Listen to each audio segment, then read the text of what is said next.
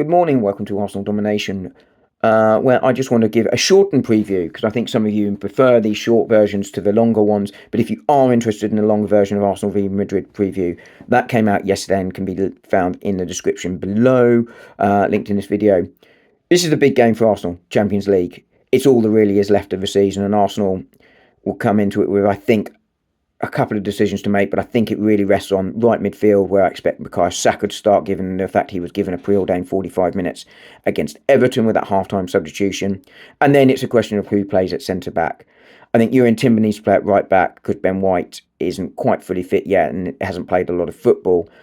And I think for that reason, that's why Jakub Kiwior plays at left centre-back in the absence of Gabriel and Calafiori. He's the man sort of in possession of the shirt. He played well against Everton. He started to build a bit of chemistry with Miles Lewis-Skelly and Saliba, and he just looks more match fit and match ready than Ben White at this moment in time. Ben White obviously the better player, but Kiwior is the least disruptive option.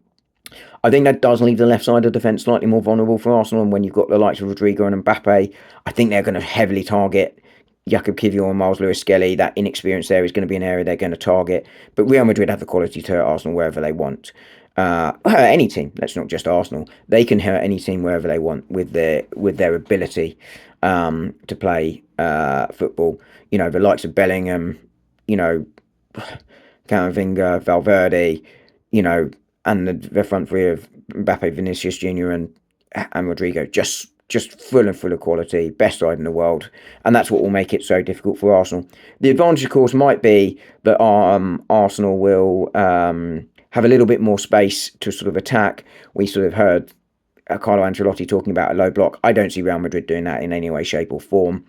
And that extra space, and we've seen it at times when sides give Arsenal space this season, we can still do it. It's a low block we struggle against. That might be the one silver lining, where if we'd got Atletico Madrid, that would have been more of a low block. But that comes with the risk of overexposing yourself, and you leave too much of a gap.